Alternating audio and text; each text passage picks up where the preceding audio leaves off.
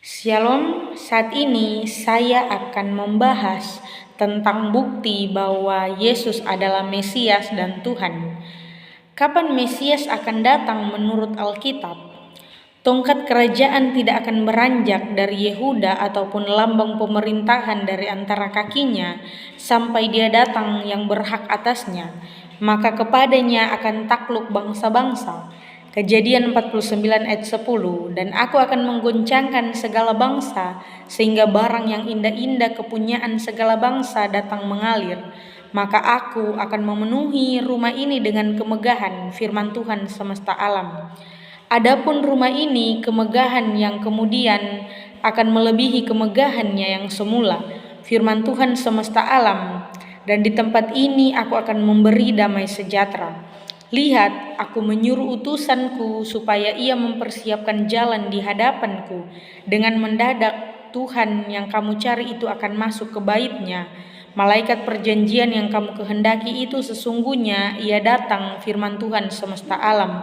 Dalam Hagai 2 ayat 7 dan 9 serta Maleakhi 3 ayat 1.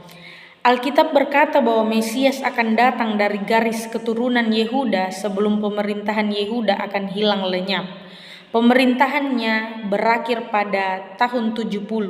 Para nabi juga berkata bahwa bait Allah yang kedua akan memiliki kemuliaan yang lebih besar daripada yang pertama karena Tuhan datang sendiri secara fisik ke dalam bait itu. Bait Allah kedua dihancurkan pada tahun 70.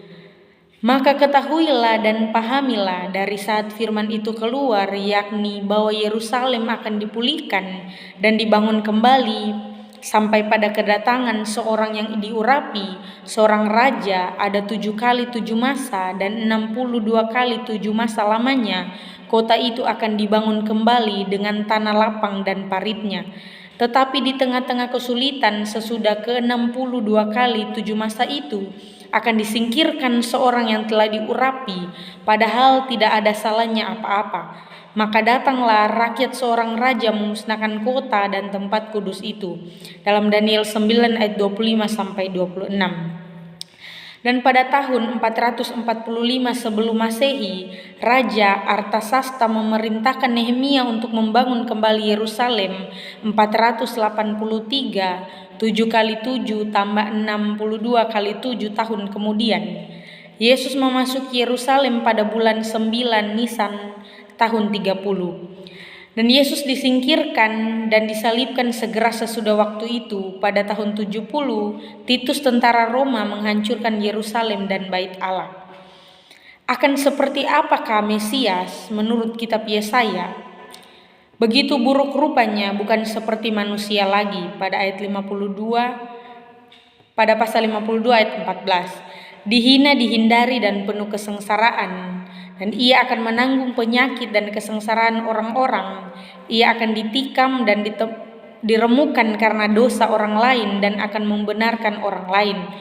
Dan dosa orang lain akan ditimpakan kepadanya.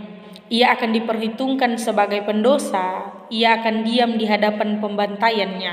Ia akan dibunuh. Ia akan berada di makam orang kaya dan ia kembali hidup.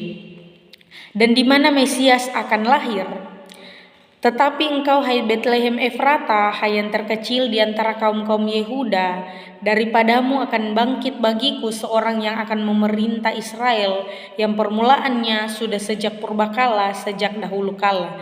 Mika 5 ayat 2. Dan ketika Raja Herodes mendengar hal itu, terkejutlah ia beserta seluruh Yerusalem. Maka dikumpulkannya semua imam, kepala ahli Taurat, bangsa Yahudi, lalu dimintanya keterangan dari mereka di mana Mesias akan dilahirkan. Dan mereka berkata kepadanya, di Betlehem di tanah Yudea, karena demikianlah ada tertulis dalam kitab Nabi.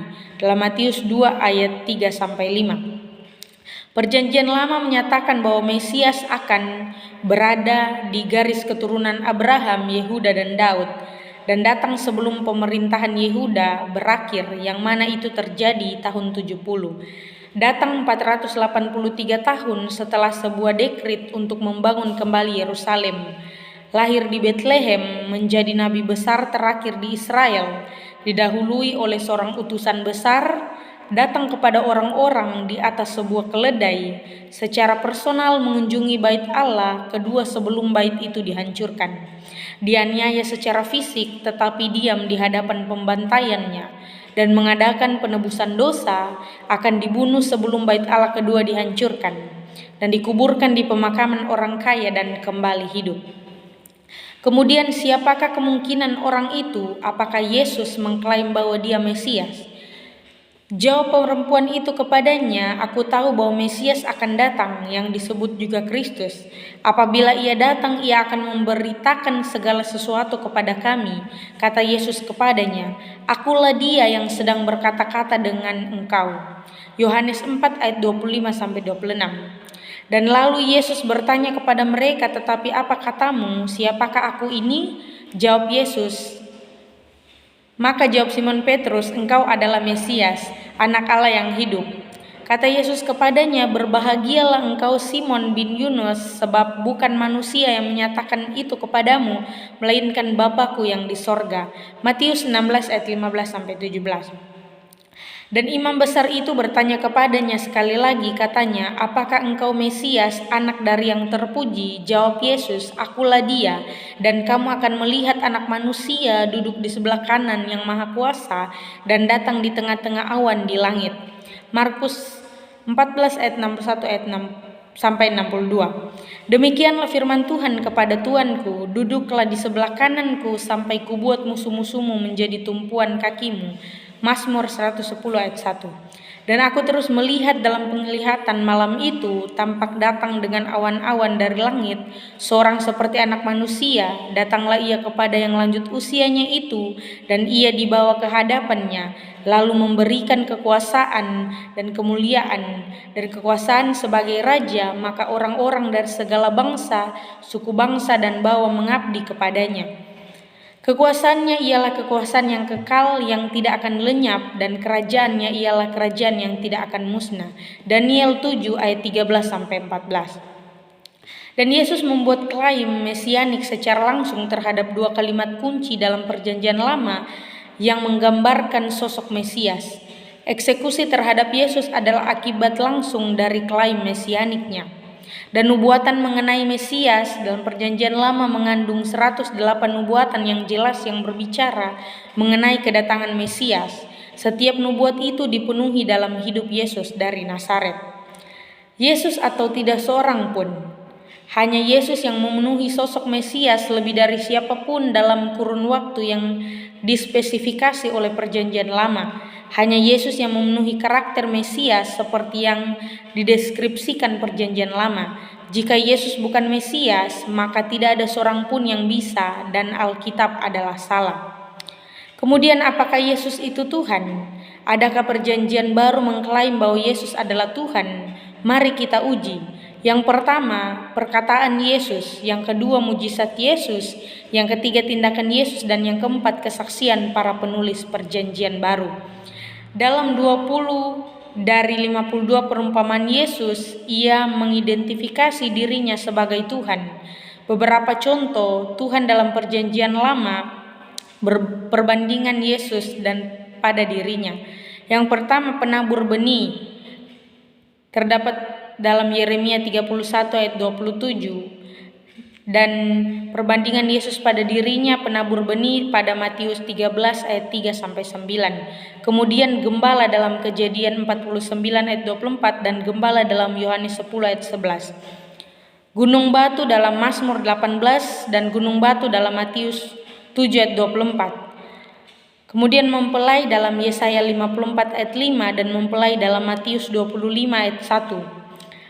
Apakah Yesus mengklaim dirinya sebagai Tuhan? Karena itu tadi aku berkata kepadamu bahwa kamu akan mati dalam dosamu, sebab jikalau kamu tidak percaya bahwa akulah dia, kamu akan mati dalam dosamu. Yohanes 8 ayat 24. Dan barang siapa telah melihat aku, ia telah melihat Bapa. Yohanes 14 ayat 19. Dan aku dan Bapa adalah satu. Yohanes 10 ayat 30. Oleh sebab itu, ya Bapa, permuliakanlah aku padamu sendiri dengan kemuliaan yang kumiliki di hadiratmu sebelum dunia ada. Yohanes 17 ayat 5. Bandingkan aku ini Tuhan, itulah namaku. Aku tidak akan memberikan kemuliaanku kepada orang lain atau kemasyuranku kepada patung. Dalam Yesaya 42 ayat 8. Bapakku bekerja sampai sekarang, maka aku pun bekerja juga. Dalam Yohanes 5 ayat 17. Dan apakah Yesus bertindak sebagai Tuhan? Yesus menerima penyembahan sebanyak 9 kali dalam Injil. Yesus mengampuni dosa, itu terdapat dalam Markus 2. Yesus menyuruh untuk berdoa dalam namanya, Yohanes 16 ayat 23-24. Yesus tidak pernah berkata, beginilah firman Tuhan, tetapi aku berkata, Yesus berkata dia adalah Tuhan atas Sabat yang diciptakannya. Dan Tuhan menyuruh untuk membaptis dalam namanya, Matius 28. Dan apakah perjanjian baru mengklaim Yesus sebagai Tuhan? Perkataan Yesus dengan jelas menunjukkan ia percaya bahwa ia adalah Tuhan. Dan mujizat Yesus menunjukkan kekuasaannya terhadap segala ciptaan. Dan tindakan Yesus yang mengampuni dosa, menerima penyembahan dan sebagainya menunjukkan ia percaya bahwa ia adalah Tuhan. Dan kesaksian penulis perjanjian baru menunjukkan Yesus sebagai Tuhan. Nah, kesimpulannya, apakah Yesus dari Nazaret pernah ada? Ya. Apakah Yesus memenuhi nubuatan mesianik? Jawabannya ya. Apakah ada orang lain dalam sejarah seperti Yesus? Tentu tidak. Dan apakah Yesus mengklaim dirinya Tuhan? Ya. Apakah Yesus membuktikan klaimnya via mujizat dan kebangkitannya? Jawabannya adalah ya. Dan apakah penulis perjanjian baru dan lainnya menyaksikan bahwa Yesus adalah Tuhan? Jawabannya adalah ya.